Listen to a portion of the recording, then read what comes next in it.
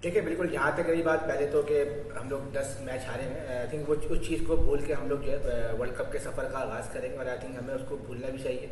और टीम का मोराल बहुत ज़्यादा अच्छा है। और यहाँ तक रही बात प्लेइंग 11 डिसाइड करने की, तो हम लोग बहुत ज़्यादा क्लियर है कि जो हमने प्लेइंग 11 खिलानी है, तो इंशाल्लाह कल टॉस से पहले जो भी प्लेइंग 11 खेलेगी वो आप पता चल जाएगी। फिट है और अवेलेबल है सिलेक्शन के लिए कल के मैच के लिए।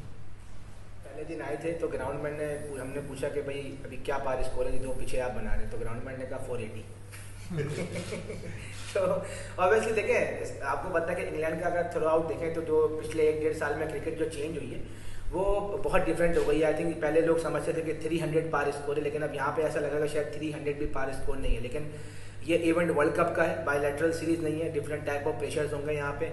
जो टीम 300 करेगी उस टीम जो सामने वाली टीम होगी उसको चेजिंग करने के लिए भी ये प्रेशर होगा कि ये वर्ल्ड कप का मैच है।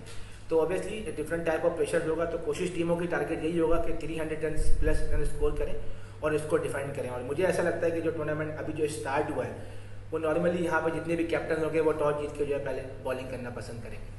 पहले तो ये जो हमने ड्रेस पहना, आपको पता है कि हमारा नेशनल ड्रेस है और मुझे अच्छा लगा। आई थिंक बोर्ड से इंस्ट्रक्शन थी कि ये सारी चीज़ें आपने करनी और हमारा नेशनल ड्रेस है, तो कोशिश की कि हमने इसको प्रमोट किया। और मुझे एज अ कैप्टन बहुत ज़्यादा प्राउड फील हुआ कि वहाँ पर जितने भी कैप्टन थे वो सब जो है वो सूट्स पहने हुए थे, लेकिन मैंने अपने नेशनल ड्रेस पहना हुआ था, तो मुझे बहुत ज़्यादा अच्छा लगा। और वहाँ से क्वीन से मुलाकात हुई और उसके अलावा जो प्रिंस हैरी थे उन्होंने बहुत ज़्यादा अप्रिशिएट किया सारे कैप्टन्स को और सबको बेस्ट ऑफ लक का।